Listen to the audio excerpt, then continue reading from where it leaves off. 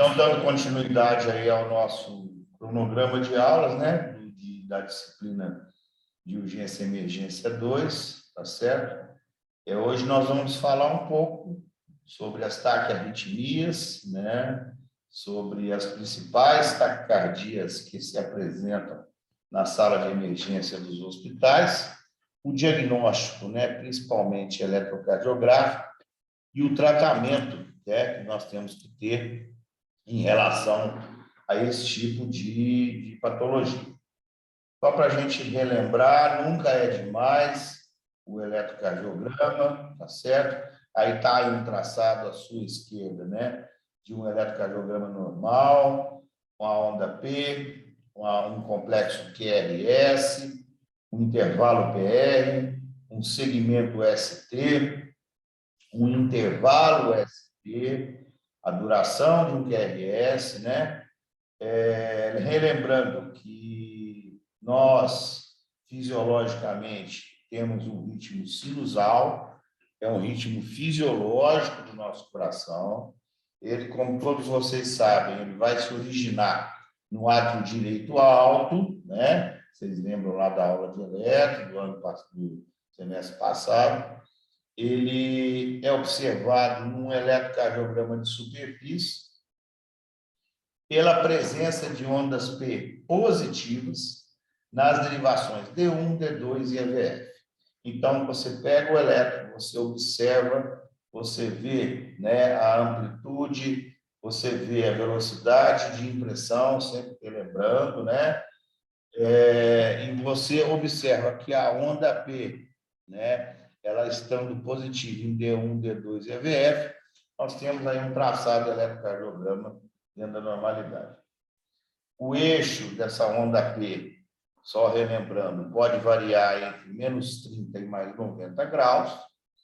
Ela possui uma amplitude, né, uma altura máxima de 2,5 milímetros e uma duração igual ou inferior a 110 milissegundos. Alterações de amplitude ou alterações de duração nos remetem aí a casos específicos de sobrecarga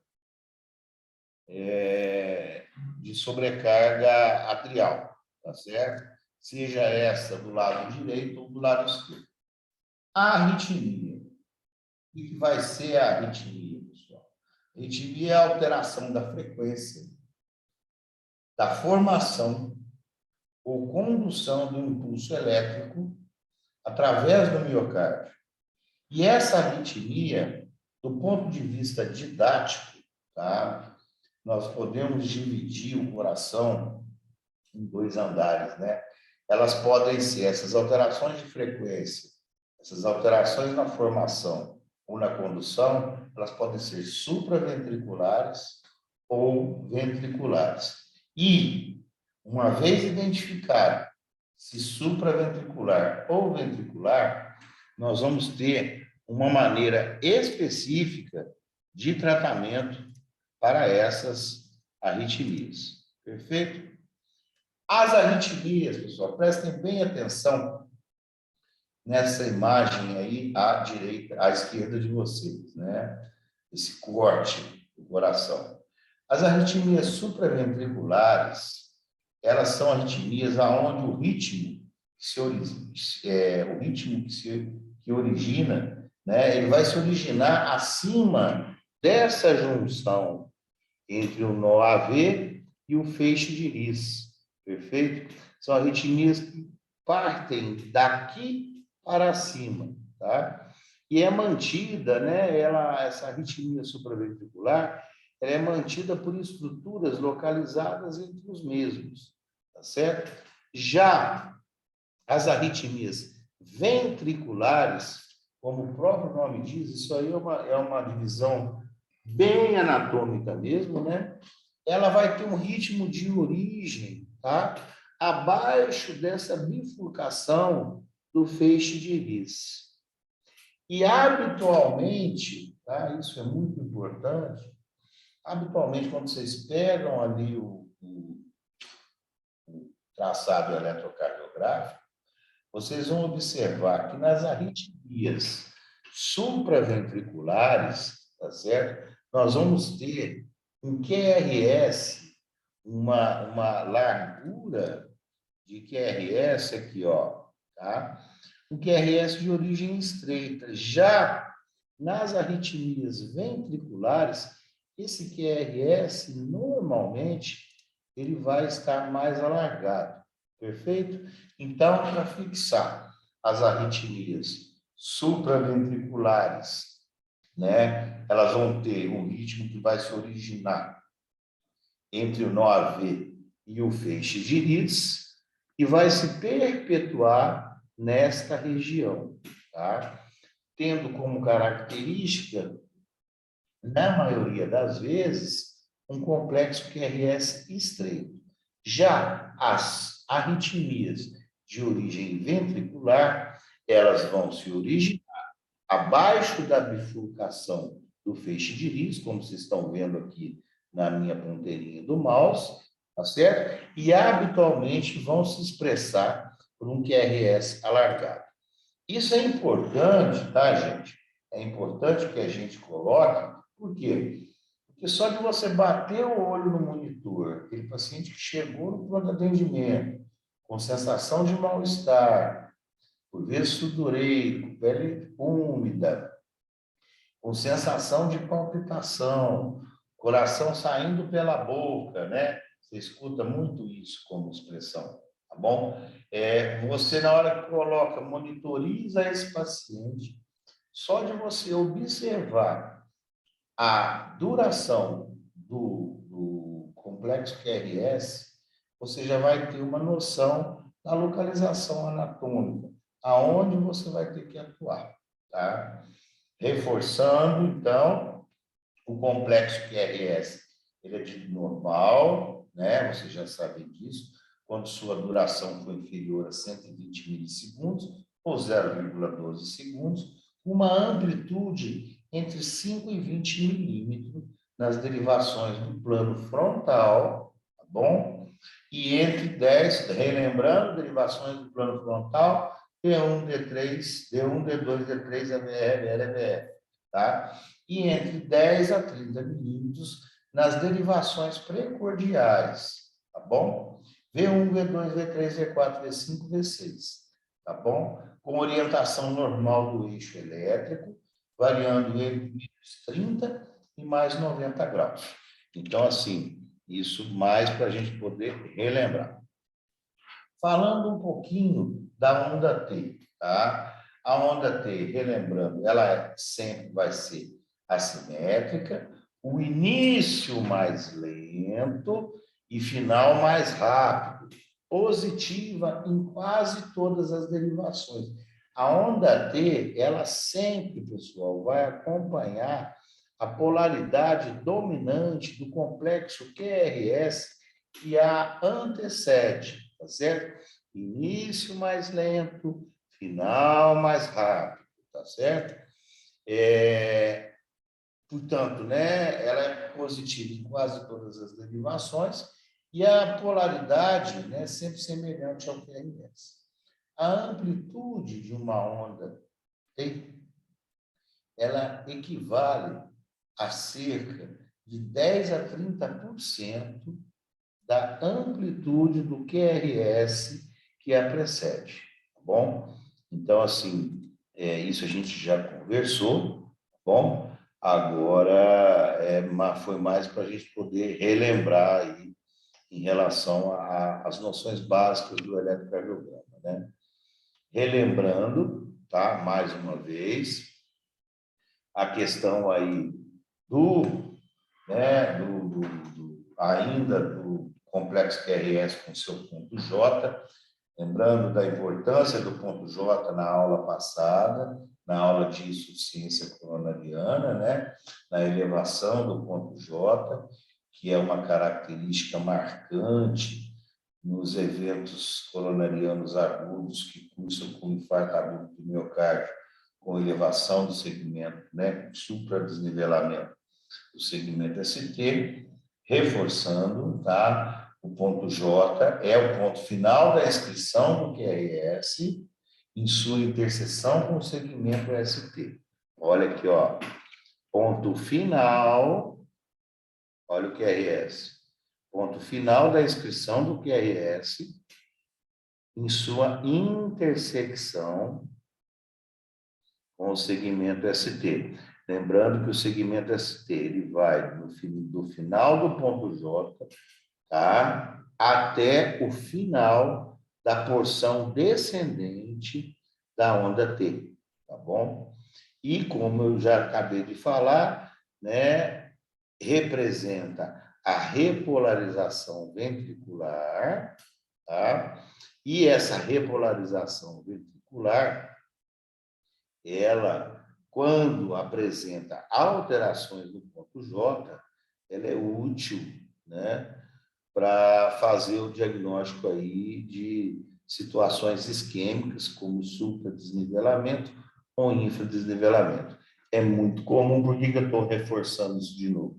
Porque é muito comum vocês pegarem traçados eletrocardiográficos referentes a quadros de arritmia, aonde nós vamos também ter supra ou infradesnivelamento. Isso, por vezes, pode mesclar ou dificultar tanto o diagnóstico da arritmia de origem, como o diagnóstico de uma eventual síndrome coronariana aguda, tá certo?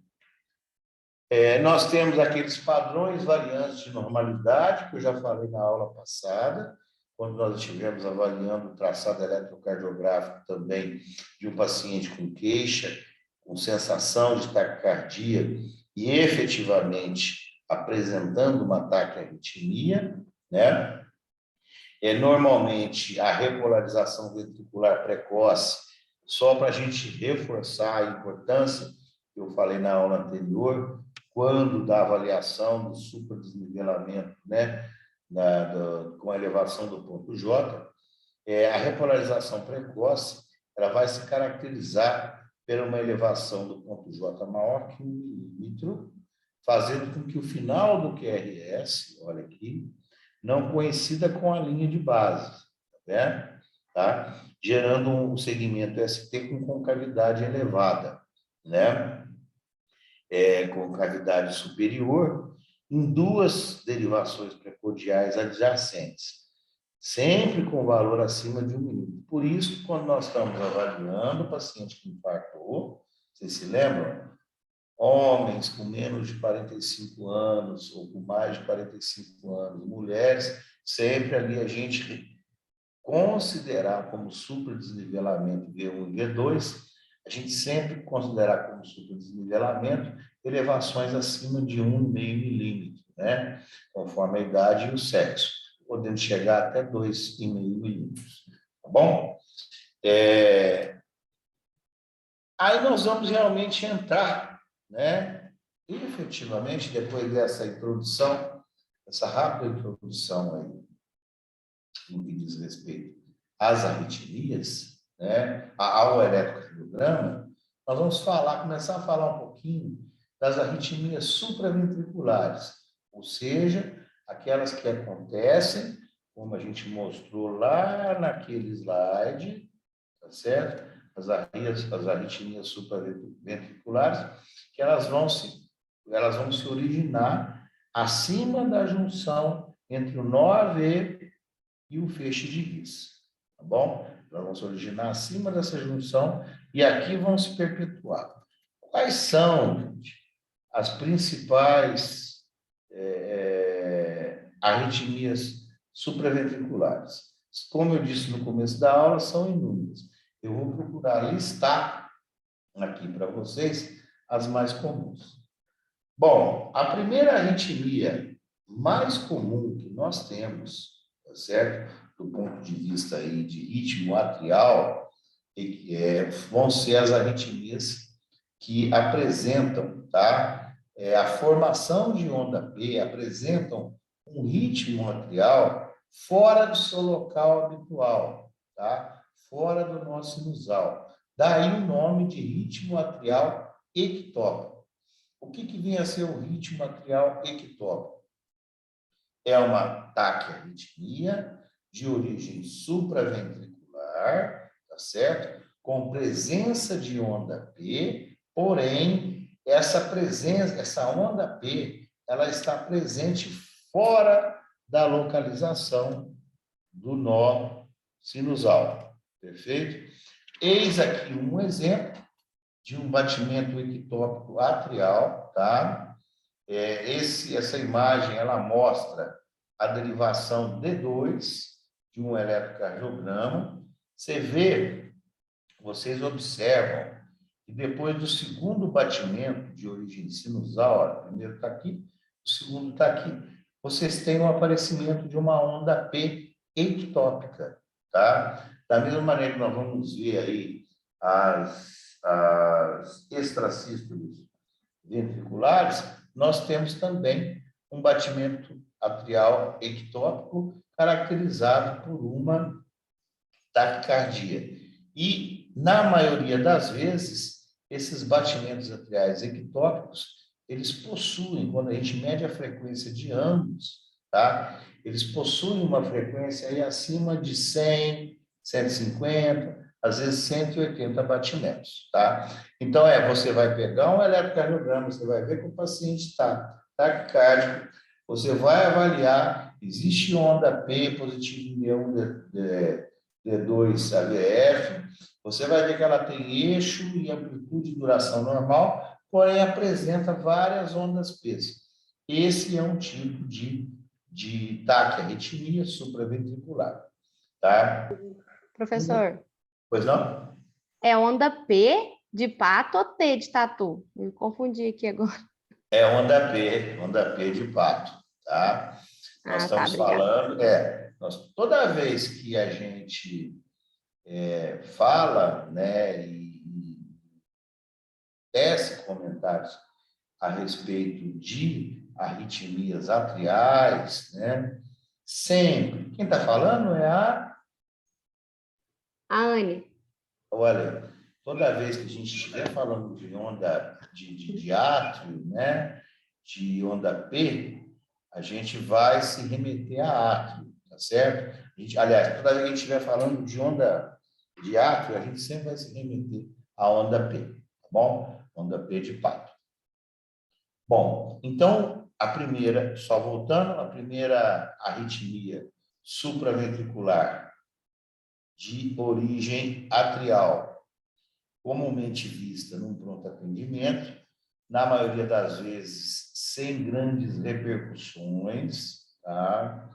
Sem grandes alterações hemodinâmicas, normalmente não associada a nenhuma doença de base importante, tá certo? Quadros de ansiedade, quadros de hipertireoidismo, às vezes, e hoje em dia isso é muito comum, pacientes que fazem uso de doses excessivas de antidepressivos, né? Quando ele faz aí uma resposta serotoninérgica importante, por vezes o paciente aparece para você dentro do pronto atendimento. O tratamento para isso, normalmente aí por vezes, um beta-bloqueador, esse paciente estiver um pouco mais sintomático, um ansiolítico, e depois, obviamente, você encaminha ele para um estudo, não no momento da internação, claro, você encaminha ele para um estudo eletrofisiológico para ver realmente qual a etiologia e origem desse batimento ectópico atrial, tá? Mas, de um modo geral, que fique claro, apesar da incidência, né, a gravidade em si da doença, ela é, a princípio, pequena. Continuando aí dentro das arritmias supraventriculares, nós temos aí agora, ali nós tínhamos um batimento ectópico atrial, tá? Aqui nós vamos ter o ritmo atrial multifocal. Qual que é a característica desse ritmo atrial multifocal? O ritmo atrial multifocal, ele pode acontecer tanto em frequências menores do que 100 batimentos por minuto, como em frequências maiores de 100 batimentos por minuto. Bom, o ritmo atrial multifocal, ele tem como característica, tá, morfológica, quando você faz o traçado do eletrocardiograma, tá, só lembrando, né, o paciente ele tem sensação de palpitação também, tá bom? Mesmo com frequências menores do que 100, tá? Ele sente, entre aspas, doutor, tá esquisito, parece que está falhando, isso quando a frequência está menor do que 100, e a sensação propriamente de taquicardia, de palpitação, quando a frequência está acima de 100. E a característica dessas arritmias supraventriculares, designadas como ritmo atrial multifocal, ela vai se caracterizar pela presença de pelo menos 3, tá? Pelo menos 3 ondas P no traçado com morfologias diferentes, ou seja, com formas diferentes, tá? Aí você classifica como ritmo atrial multifocal de alta frequência ou de baixa frequência. Este slide, por exemplo, nos mostra, a imagem ficou um pouco embaçada, mas dá para entender bem. Esse slide, ele nos mostra, por exemplo, olha, 3 ondas P's, estão vendo? Você vê que o complexo, a distância RR é pequena, aqui não dá para a gente contar, tá? Mas você vê que tem uma frequência um pouco maior do que 100, e você vê que a morfologia, olha, onda P1, onda P2 e olha P3. São morfologias diferentes, tá? Olha aqui, ó. Presta bem atenção aqui nessa ponteira rodando em P1. Olha a onda P2, que é a P número 2. Olha aqui a terceira, que é a P3. Essa é pontiaguda, essa possui a ponta romba, essa aqui ela é mais côncava, né? Ela tem uma elevação mais suave. Portanto, esse é exatamente um exemplo de um ritmo atrial multifocal. Por que multifocal? Porque nós estamos tendo a presença de 3 ondas P de morfologias diferentes. Elas são geradas de maneira diferente, próximo ao nó sinoatrial. Ok? Daí a gente tem, né, como eu falei no slide anterior, dentre essas arritmias supraventriculares, a taquicardia atrial multifocal, tá? Tá certo? Ela vai ter as mesmas características da anterior, porém, a frequência cardíaca vai ser superior a 100 batimentos por minuto. Então, em ambas as arritmias supraventriculares de ritmo multifocal, né, lembrar que ambas vão ter a presença de ondas P com morfologia diferente, P1, P2, P3, tá? Porém, uma se caracteriza muito mais por sensação. O paciente chega para você e fala: meu coração parece que está falhando, tá?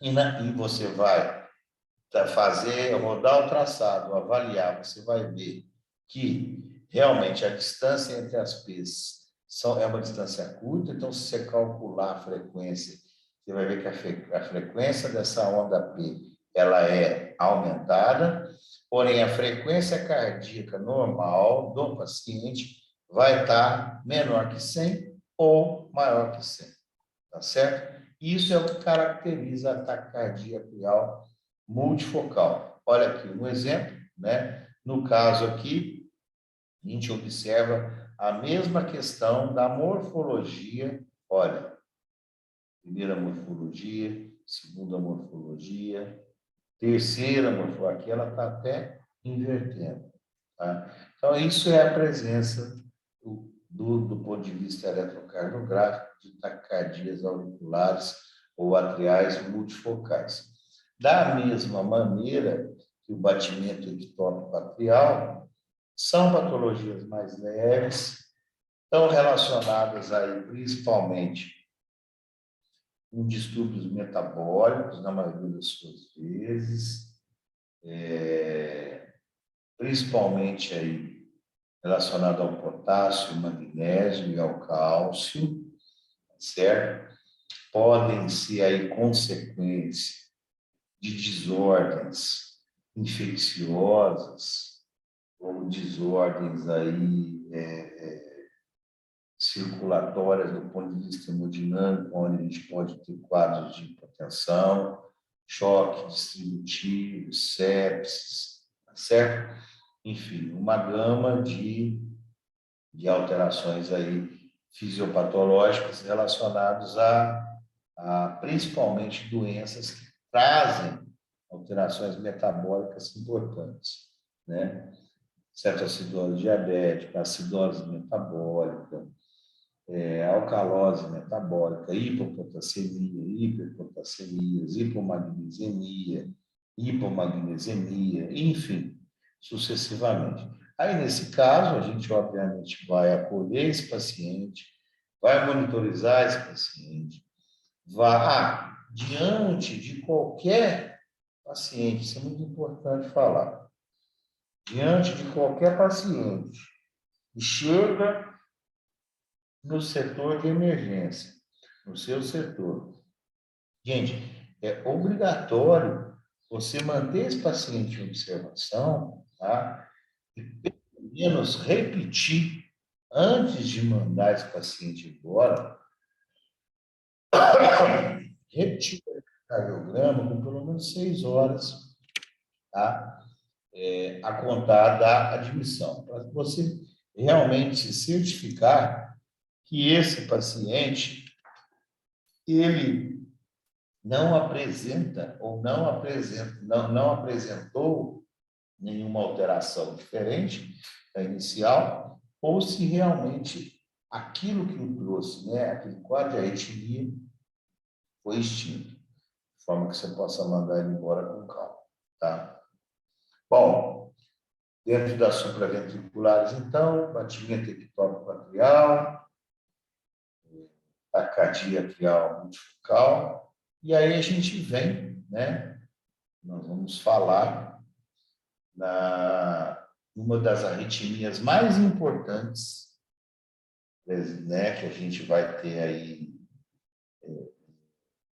contato, com certeza, todos vocês, no dia a dia seu, da clínica, da emergência, do consultório, da sala de cirurgia, você vai se deparar com uma arritmia supraventricular, onde nós temos a ausência de onda P anterógrada, denominada de fibrilação atrial. Tá? O que vem a ser a FA? A fibrilação atrial. Fibrilação atrial é uma atividade elétrica originada nos átrios, que é desorganizadíssima, tá? Aonde vai exibir uma frequência, olha só que a magnitude dessa frequência, entre 450 a 700 ciclos por minuto. Por isso que, na maioria das vezes, a gente não vai visualizar a onda P anterógrada ao complexo QRS, tá certo? Quem acaba assumindo a resposta de contração desse coração é a resposta ventricular, é o nó AV, tá? E a resposta desse nó, ou seja, as contrações por minuto desse nó, elas vão ser extremamente variáveis e vão depender de condições fisiológicas ou de condições patológicas, tá?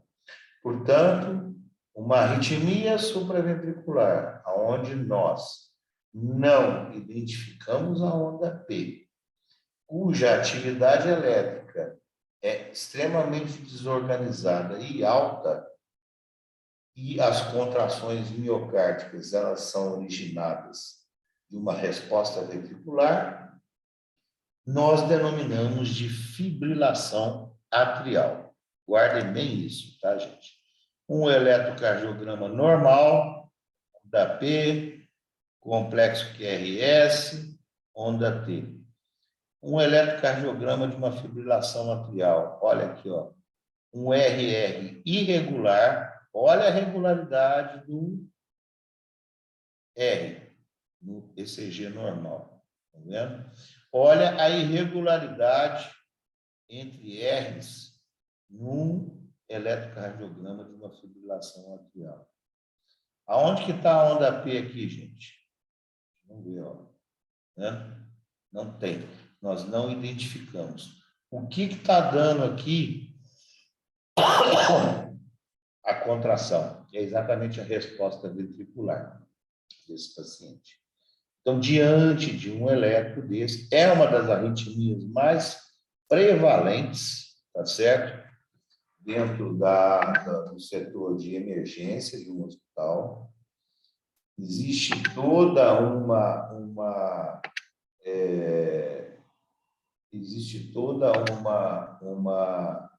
sistemática de classificação para a fibrilação atrial, tá? Que eu não vou aqui me estender, porque vocês vão ter cardiologia, né? No próximo semestre, eu acho que é isso mesmo. E lá vocês vão realmente, o professor vai explicar para vocês, né, a classificação, o tratamento e a manutenção desse paciente com uma fibrilação atrial. De um modo geral, tá? Esses pacientes que chegam ao pronto atendimento em fibrilação atrial, nós temos que diferenciar se esse paciente ele é portador de uma fibrilação atrial aguda ou crônica. A aguda é denominada de paroxística. É aquele paciente que nunca apresentou ou teve sensação de taquicardia ou de arritmia. Tá? É um evento que, na maioria das vezes, ele se apresenta de forma súbita, como consequência, por exemplo, de uma crise hipertensiva, de uma exacerbação de uma doença pulmonar obstrutiva crônica, de um quadro de hipoxemia, de uma desordem hemodinâmica circulatória, por exemplo, um choque circulatório hipovolêmico não hemorrágico, por exemplo, de uma esfoliação importante de eletrólitos, enfim, é uma gama variável. Esse paciente, ele vai relatar para vocês, quando você faz o eletro, você vai observar um traçado eletrocardiográfico, que em todas as derivações você não vai observar a onda P, você vai observar que o RR, né, ele é irregular em todo o traçado. Você vai ver que ele tem uma frequência, uma resposta ventricular variável, 70, 100, 150, 170, tá certo? Esse paciente, então, ele tem um diagnóstico de fibrilação atrial. Qual que vai ser o manejo que você vai fazer com esse paciente?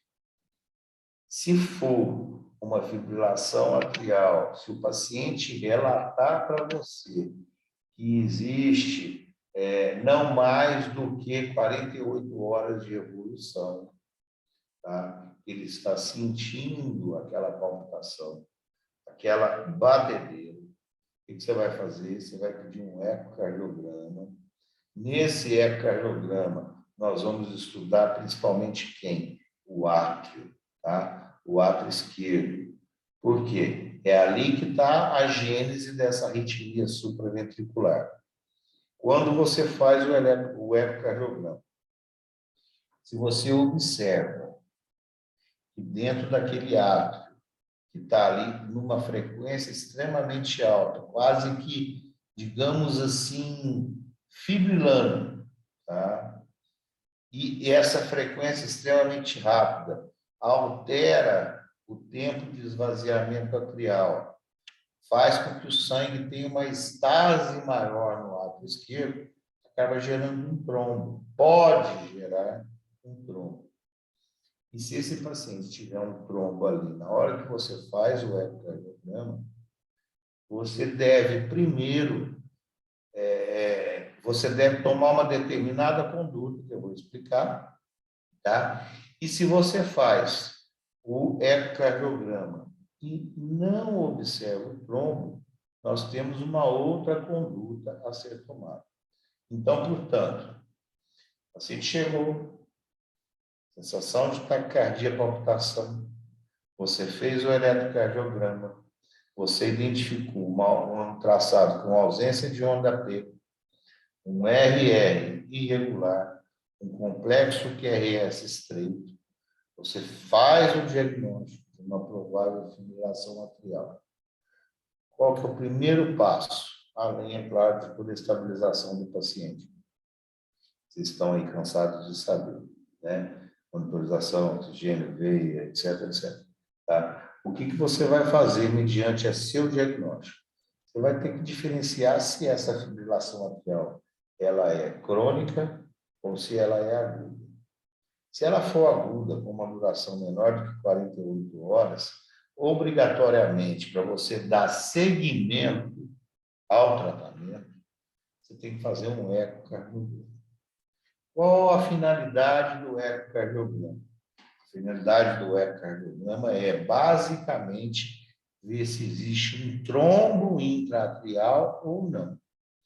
Porque, a partir do momento que você, seja com medicação endovenosa, seja com cardioversão elétrica sincronizada, que você trouxer esse paciente em uma FA aguda para um ritmo normal, para um ritmo sinusal, como está aí acima, esse trombo, caso ele exista, ele pode se desgarrar da parede, passar pelo ventrículo esquerdo e migrar para o cérebro, ocasionando o quê? Um acidente vascular cerebral isquêmico, tromboembólico, tá? Ou, às vezes, dada a magnitude desse trombo, ele pode migrar para a circulação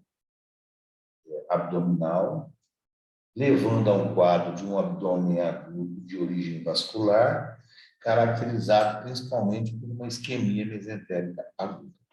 Tá?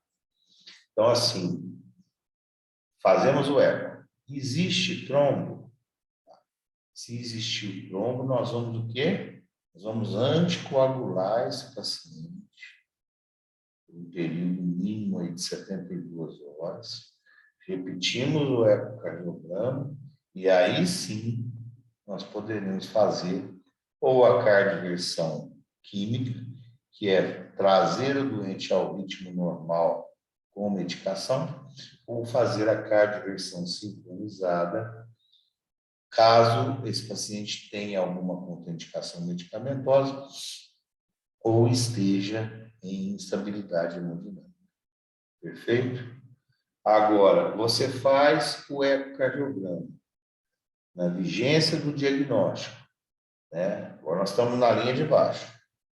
Primeiro era aquele paciente que você fez o eco, tinha o trombo. Desfecho final, então, foi anticoagular ou não anticoagular para cardioverter, quimicamente ou mecanicamente. E aí nós fazemos o ecocardiograma e esse paciente, ele não tem um trombo intraatrial. Aí você está autorizado ali mesmo, no pronto-socorro, caso o seu hospital disponha de um ecocardiograma beira-direito, ou que você o tenha feito, você pode fazer a cardioversão. Quando eu falo cardioversão, só para relembrar, é você trazer esse ritmo cardíaco para a normalidade. Quando eu digo trazer o ritmo cardíaco para a normalidade, eu estou falando em quê? onda P, complexo QRS, onda T, tá? Ou seja, você reestabelece o ritmo fisiológico, tá?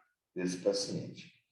Então, basicamente, em relação à FA aguda no pronto-socorro, a conduta sumária, tá?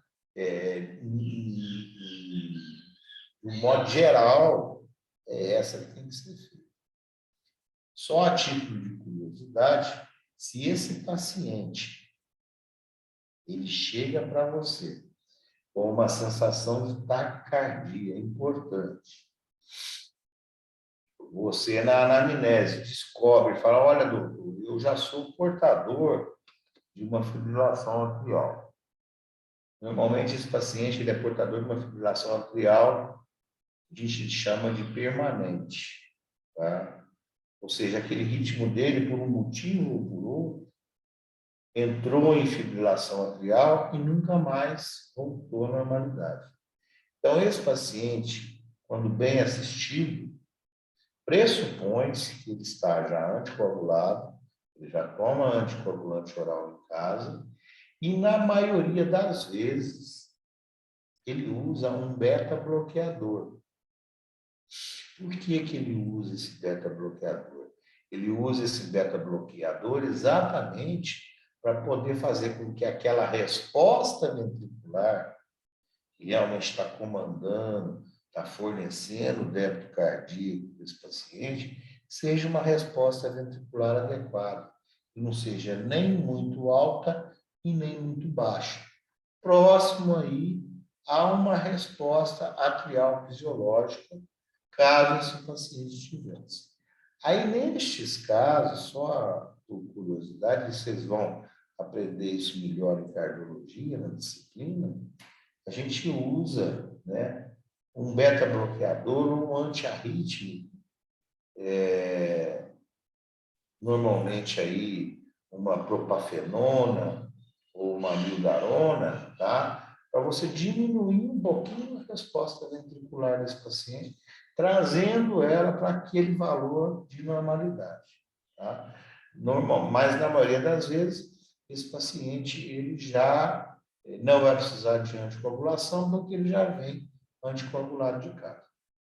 Pode acontecer, como já aconteceu, né, com vários colegas, comigo, o paciente chegar numa fibrilação, dizer que já está com aquilo faz uma semana, duas, né? Aí você já pode até pensar numa fibrilação atrial persistente, certo? Aí, nesses casos, você vai seguir o mesmo trâmite da FA aguda ou paroxística. Perfeito?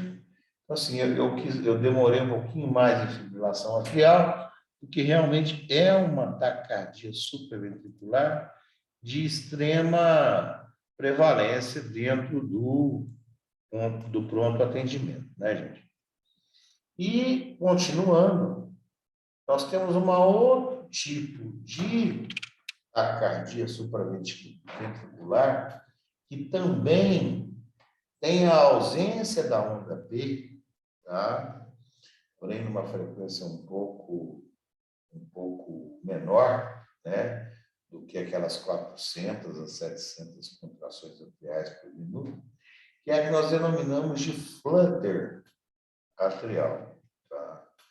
Que, inclusive, ele tem uma imagem eletrocardiográfica característica, que vocês vão aprender agora, que é a presença de um eletrocardiograma com ondas em forma de serrote. Lembra serrote, para cortar madeira, aqueles dentinhos todos? É o que vai aparecer no flutter. Vou mostrar para vocês. O flutter é uma atividade elétrica atrial organizada, tá? Diferentemente da fibrilação atrial. Ela apresenta normalmente duas direções de atividade, seja positiva ou negativa. Ela vai ter como uma das formas mais comuns o sentido anti-horário, tá? De apresentação. A frequência ela é um pouco mais baixa, como eu disse, varia aí entre 240 a 340 batimentos por minuto, tá?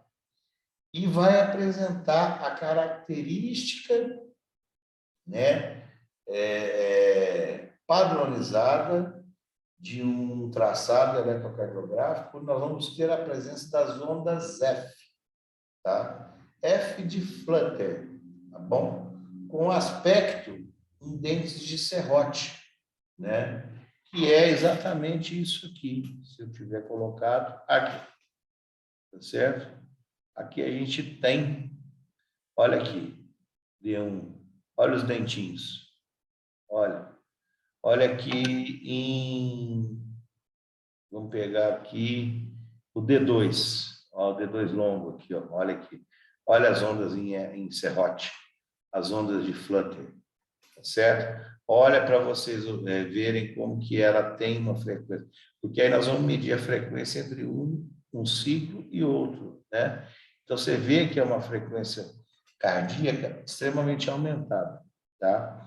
Portanto, então, o flutter é uma arritmia supraventricular de origem, né? Como é que eu vou explicar? É uma arritmia supraventricular, cuja manifestação clínica é a taquicardia, com ausência de onda P, anterógrada ao complexo QRS. Porém, você observa aqui algumas diferenças. O RR aqui, ele está regular. No caso da fibrilação atrial, é um RR irregular, tá certo?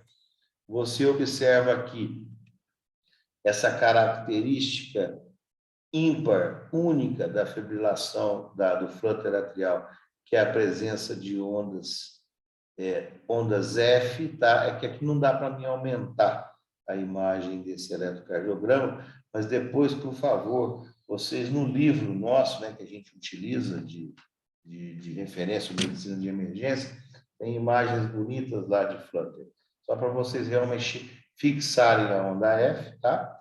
E, na maioria das vezes, o flutter, ele se apresenta de uma maneira aguda, diferentemente do paciente que tem uma fibrilação atrial.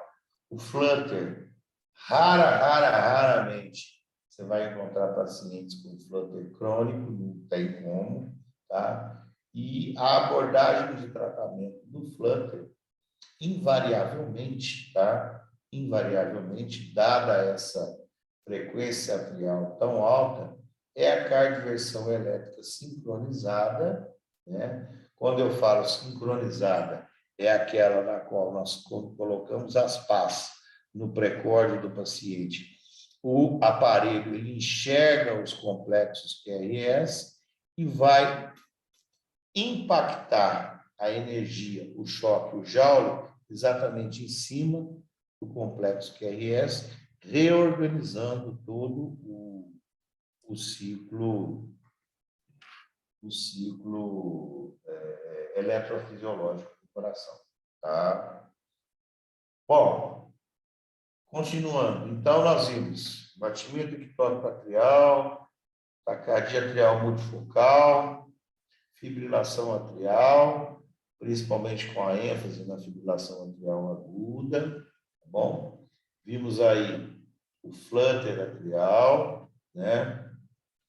E, para terminar, as arritmias supraventriculares, tá certo? Nós temos o quê? O ritmo juncional, tá bom? O ritmo juncional, ele é um ritmo de suplência, ele é originado na junção atrioventricular, tá certo?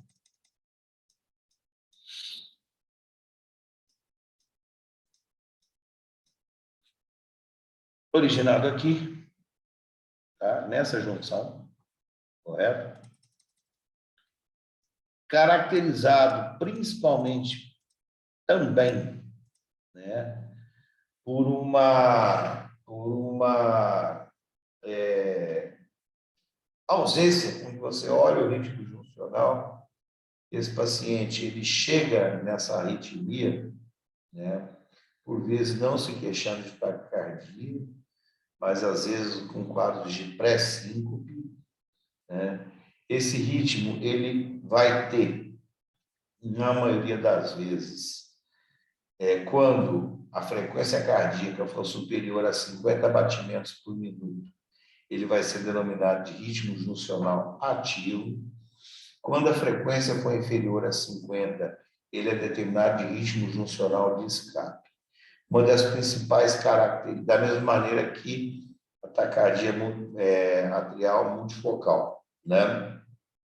Vai ter aí uma frequência maior ou menor do que 100.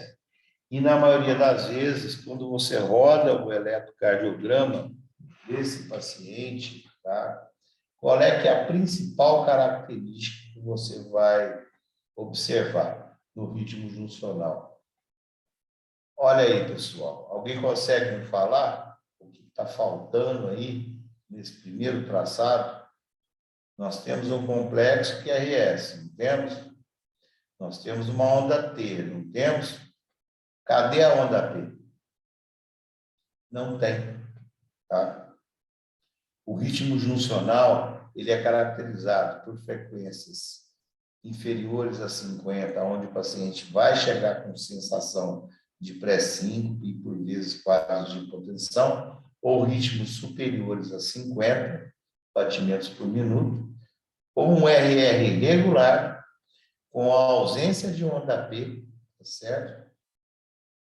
E ausência de onda F. Ou seja, ele vai ter realmente, na maioria das vezes, um defeito de condução ao nível do nó atrioventricular, tá? Ou próximo desse, levando a esse tipo de traçado, que é o ritmo juncional. O ritmo juncional ele pode acontecer principalmente após quadros de fibrinólise, por isso insuficiência coronariana aguda, né? Você faz o uso de fibrinolíticos, ele pode aparecer após aí a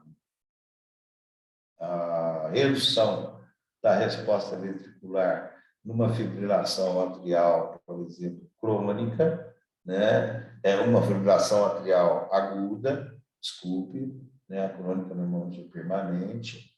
Ele pode aparecer em situações aí, principalmente de depressão de magnésio, nas hipomagnesemias, tá bom? E, na maioria das vezes, sendo um ritmo de escape, né? O ritmo transitório, ele não traz muitas complicações, tá certo? Então, assim, ritmo juncional, principal característica do paciente, a presença de um ritmo onde o traçado eletrocardiográfico não exibe onda P, não exibe a onda F, ele é um ritmo onde nós temos um RR regular e a frequência pode variar entre 50, menor do que 50 ou acima de 50 batimentos por minuto.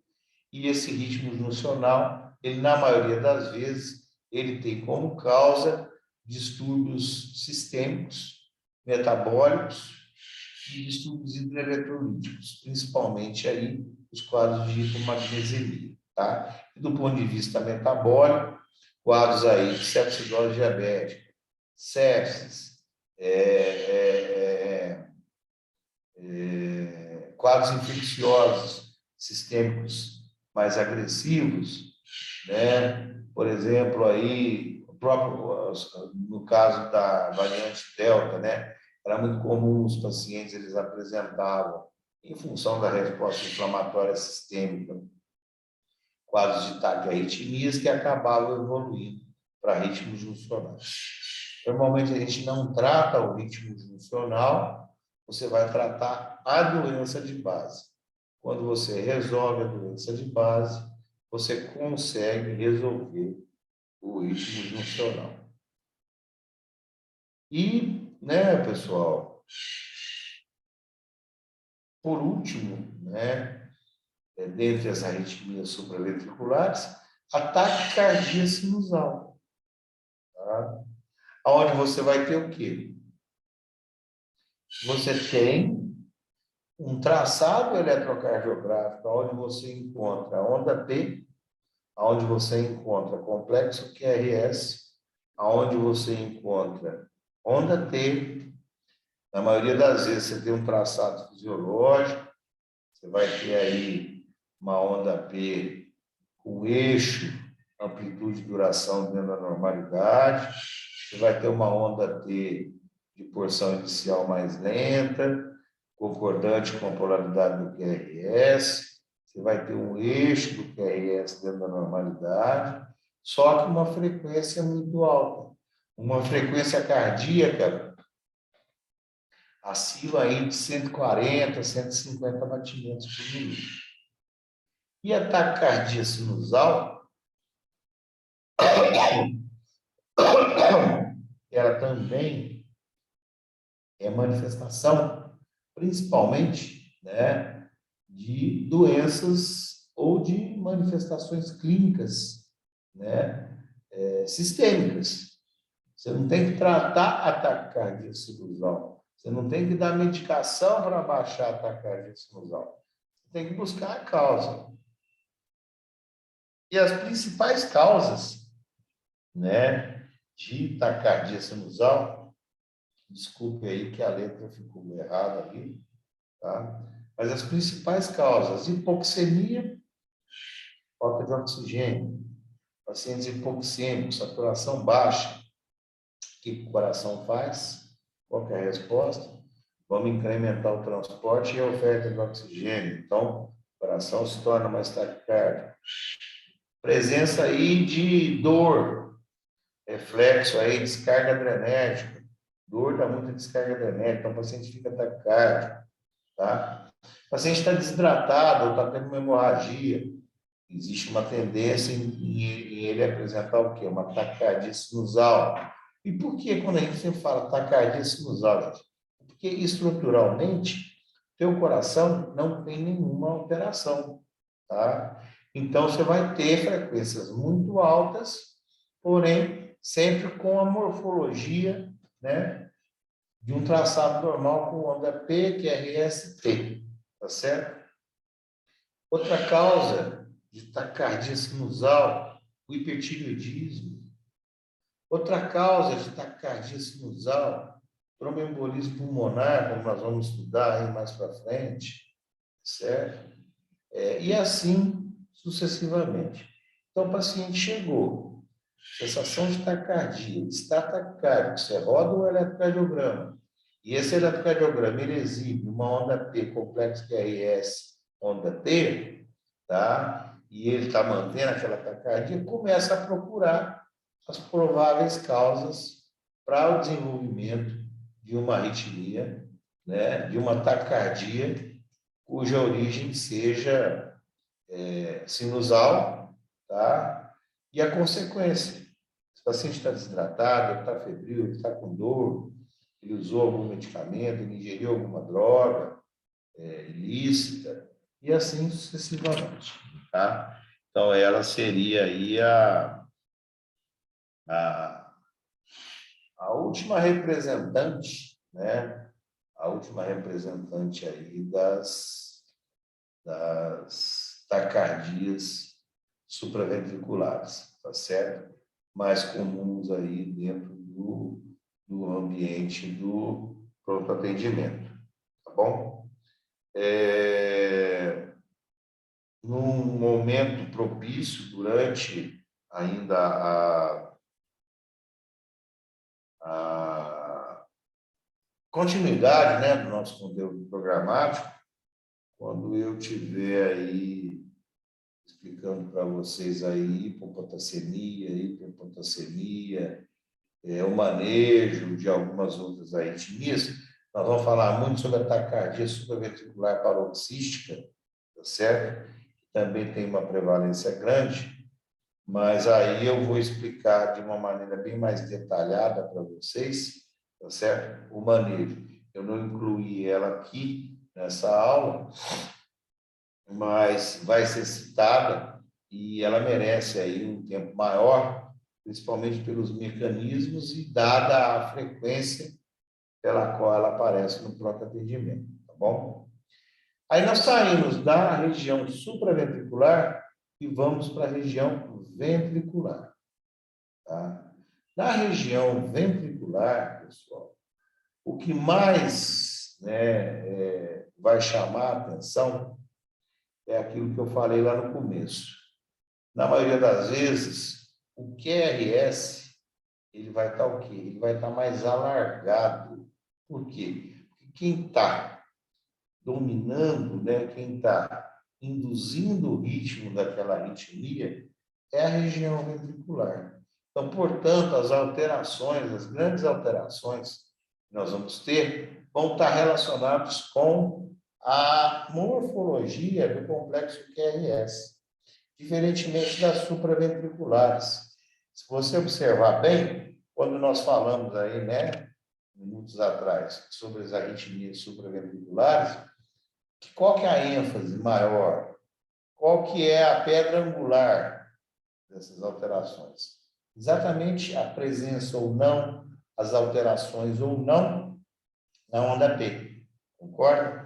Já nas arritmias ventriculares, o foco é exatamente o complexo QRS.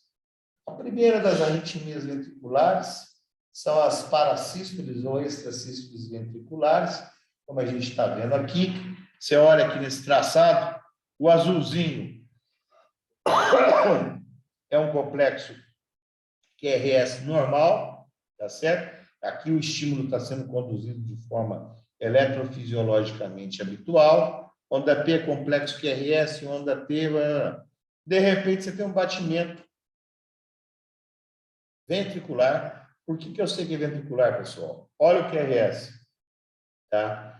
Um batimento ventricular completamente fora do padrão, com um QRS mais alargado, por vezes querendo suprar aqui o ponto J, tá? E aí, de repente, ele pode aumentar em frequência, ele se torna mais proeminente, a amplitude aumenta e espontaneamente ele volta de novo, tá, ao seu padrão normal. Então, a parasístole ventricular ou extrasístole ventricular, ela corresponde, tá? É muito comum. Inclusive, existe até um número aceitável, tá certo?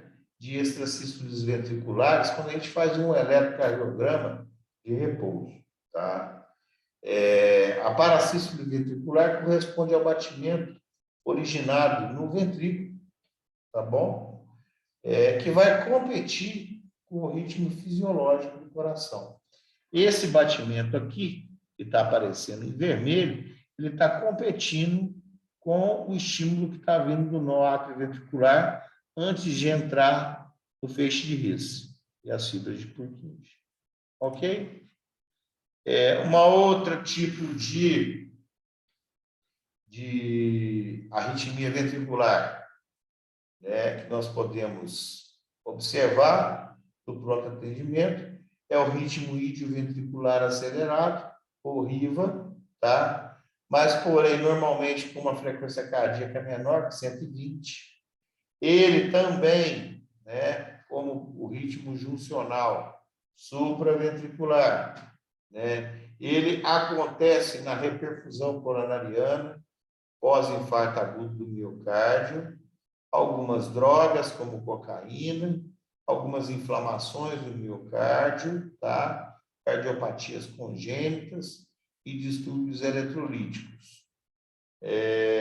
De um modo geral, só reforçando, na parasístole ventricular, na maioria das vezes, ela não exige um tratamento específico, tá? Você, enquanto um bom emergencista, você vai fazer um sumário ácido básico e hidroeletrolítico desse paciente. Se tiver alguma alteração, normalmente, quando você corrige, existe uma reversão espontânea ou uma diminuição significativa dessas arritmias ventriculares caracterizadas por parasístoles ventriculares. No caso do ritmo idioventricular acelerado, você tratando, tá?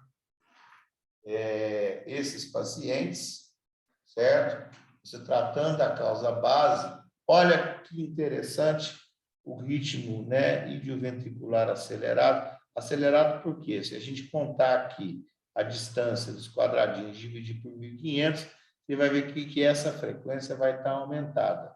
Olha, também não existe a onda P, e ele lembra muito quem? O ritmo juncional, aquele ritmo que aparece pós-reperfusão coronariana, em distúrbios hidroeletrolíticos, e aqui está exatamente o ritmo idioventricular acelerado.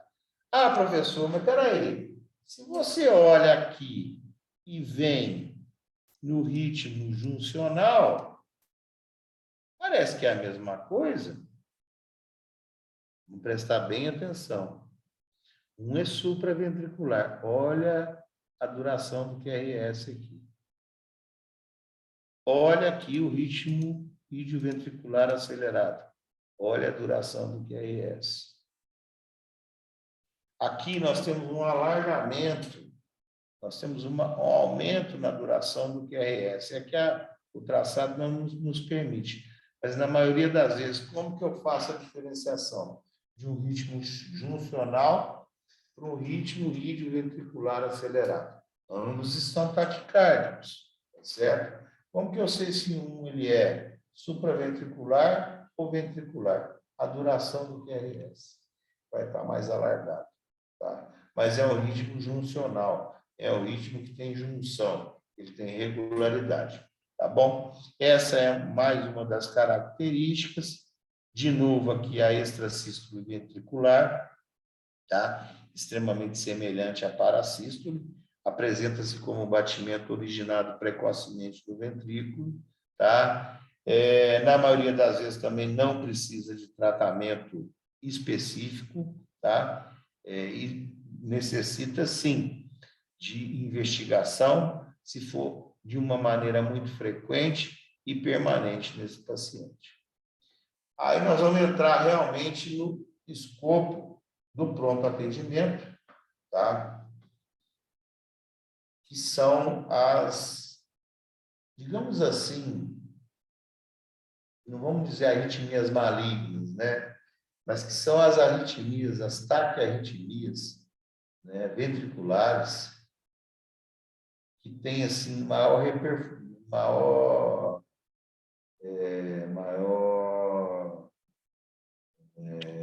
como é que eu vou explicar? Importância clínica, tá? Que a gente realmente vai precisar atender no sentido assim de sermos mais atuantes, tanto na terapêutica, como na propedêutica e como no acompanhamento desse paciente. Então, nós vamos lá. Taquicardia ventricular monomórfica, tá? A taquicardia ventricular monomórfica, ela é uma arritmia grave, importante, precisa de uma ênfase clínica e um cuidado especial. Ela corresponde a um ritmo ventricular com pelo menos 3 batimentos sucessivos de morfologia semelhante. Por isso que ela se chama monomórfica. Ou seja, na hora que o paciente chega para você, com a sensação de palpitação, você coloca no monitor, você pede um eletrocardiograma de 12 derivações, você identifica no traçado longo a presença de pelo menos 3 ritmos ventriculares uniformes e semelhantes, tá? Cuja frequência entre este seja superior a 100 batimentos por minuto, você está diante de uma arritmia ventricular, uma taquicardia ventricular monomórfica. E se essa taquicardia ventricular estiver cursando com instabilidade hemodinâmica, o que na maioria das vezes acontece, nós somos obrigados a fazer o quê? Nós somos obrigados a cardioverter sincronizadamente esse paciente. Deduz-se que, se esse paciente ele chega com pulso na vigência dessa taquicardia, tá? Mesmo apresentando pulso, mas se tiver uma instabilidade hemodinâmica, não adianta tratar com medicação. Nós vamos exatamente fazer a cardioversão elétrica sincronizada para ressincronizar átrio e ventrículo e retirar esse ritmo aí extraordinário, esse ritmo excepcional, que é a presença desse ritmo ventricular com uma numeração de pelo menos 3 e morfologia semelhante. Aqui nós temos um exemplo de uma taquicardia ventricular monomórfica. Aqui ela não está apresentando só 3, ela está no traçado inteiro, tá certo? Vocês veem aqui as características, né? Um QRS alargado, com uma duração acima de 0,12 segundos.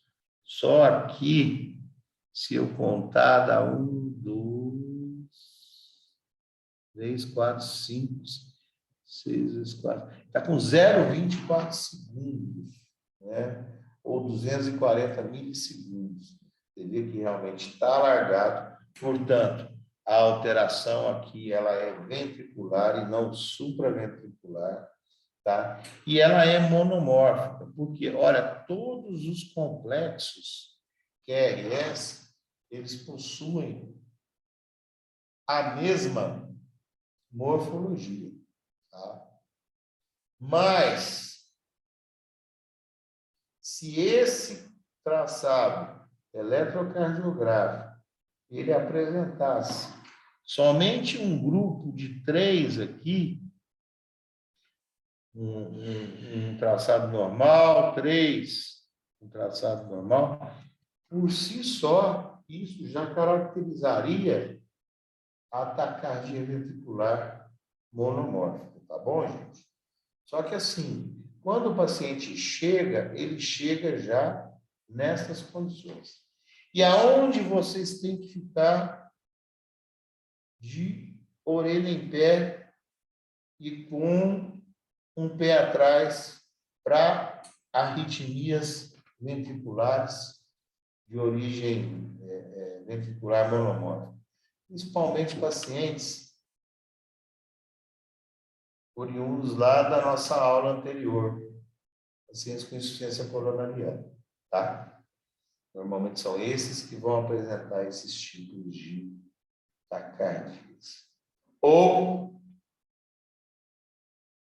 uma situação também bem prevalente, pacientes que estão em quadros de fibrilação ventricular, sendo submetidos a uma RCCP eficiente, na qual você faz uma desfibrilação. Por vezes acontece nesse paciente se apresentar, ele reverter aquele ritmo de fibrilação para uma taquicardia, tá certo? Essas são as situações.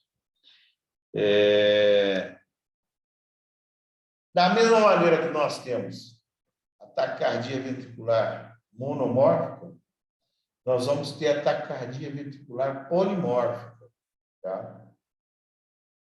Ritmo ventricular, QRS de morfologia variável, diferente. Aqui a morfologia ela é uniforme. Aqui, como nós vamos ver, olha, a taquicardia ventricular, ela apresenta o QRS, olha V1 aqui, mas de morfologia completamente diferente da monomórfica, tá certo? Ela, polimórfica, ela pode ser sustentada ou não sustentada. Quando eu denomino a polimórfica insustentada, é aquela que tem uma duração, né, prolongada, né? E a não sustentada, ela é o paciente que refere para você que ele está aí desempenhando as atividades do dia a dia, de repente ele tem aquela sensação de pré-síncope, escurecimento visual, sente a palpitação, porém ela não se sustenta. o coração assume o ritmo sinusal logo a seguir, tá? Então, aqui um exemplo de uma taquicardia ventricular polimórfica, tá? No caso aqui, olha, você vê que o período sustentado, olha aqui, ó, V1, 2, V5. O ritmo sustentado dela é bem maior do que o não sustentado. Você vê que ela se mantém, esse paciente se mantém em arritmia, consegue entrar no ritmo sinusal, mas logo volta. Ou seja, a patologia de base, na maioria das vezes também de origem isquêmica, tá? Ela está sendo predominante. Se você não corrigir, esse paciente pode evoluir a óbito, tá? Uma dos subtipos de taquicardia ventricular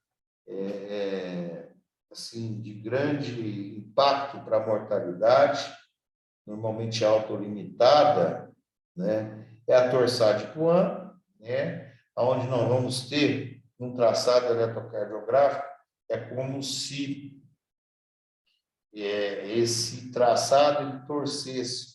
Imagina uma cinta. Um cinto aí para segurar a calça. Então, se você torcesse esse cinto, então você vai ter, normalmente, um QRS girando. Ora positivo, ora negativo, ora positivo, ora negativo. Normalmente, quando ele gira, ele é precedido por ciclos longos e curtos, tá certo? A principal causa do desenvolvimento da torsade Poin é uma hipomagnesemia grave, um aumento do intervalo QT, né, o QT longo, normalmente desencadeado pelo uso de drogas.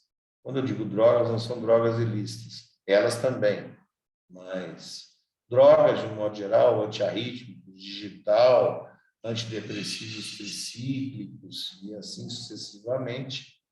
Alguns tipos de antibióticos, como as quinolonas, tá? Vocês vão aprender isso ao longo da formação de vocês, que podem fazer com que aquele intervalo QT for aumentando, a ponto dele sofrer isso que a gente chama de torsade Poin.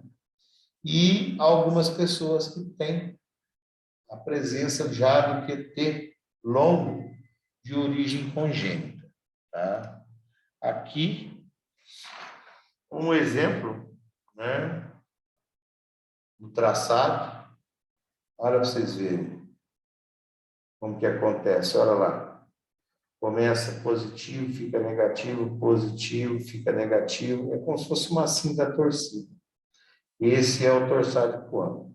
Tratamento de escolha, de eleição na vigência de estabilidade hemodinâmica é a sulfatação desse paciente. O uso de sulfato e, quando necessário, a cardioversão elétrica sincronizada. Tá bom? E aí, por último, dentre as taquicardias, entre as taquiarritmias, a gente encerrar a aula, porque se eu for falar de bradiarritmia, agora é muita informação, a gente vai deixar para a semana que vem, tá? A fibrilação ventricular. A fibrilação ventricular, na realidade, ela seria a evolução de uma taquicardia ventricular polimórfica, tá? É quando você vai ter ondas bizarras, caóticas, de amplitude e frequência extremamente variáveis, né? Como eu disse, pode ser precedido aí por uma taquicardia ventricular polimórfica e, basicamente, tá? Clinicamente, a fibrilação ventricular é o quê, gente? A parada cardiorrespiratória, tá certo? Por isso que, no ambiente extra-hospitalar, no serviço de emergência, assim, se incorporou, não tem pulso, tem que fazer o quê? Dar o primeiro choque. Porque é normalmente a representação, né, clínica da parada cardiorrespiratória. O ritmo elétrico ele é tão caótico que você não consegue ter uma organização, uma sincronização ventricular e uma força de contração adequada, o coração garantir um débito cardíaco e um fluxo sanguíneo cerebral. Esse ventrículo, ele o quê? Ele fibrila, né? Por isso que a gente desfibrila esse paciente com a energia e não cardioverte. Esse é o exemplo mais comum de uma fibrilação atrial. Você vê que é um ritmo caótico, ele é um ritmo diferente de uma TV polimórfica, né? Porque a TV polimórfica você vê que, apesar de serem complexos diferentes, mas existe uma regularidade. Aqui não existe regularidade de ritmo, por hora entra ventrículo, por hora entra onda P, às vezes alarga, às vezes encurta QRS, enfim. Realmente não existe nada organizado em termos de ritmo. Daí o fato, né, e a necessidade de nós, do ponto de vista terapêutico, fazer a desfibrilação desse paciente. Ok? O que eu tinha para falar hoje, então, em relação às arritmias, às taquiarritmias, era isso. Na próxima aula, a gente vai reforçar um pouquinho a taquicardia supraventricular paroxística, que, dada a sua prevalência, eu quero falar especificamente sobre ela, e, em seguida, nós vamos entrar nas bradiarritmias. Eu agradeço aí a atenção de todos e me coloco à disposição para esclarecimento de dúvidas.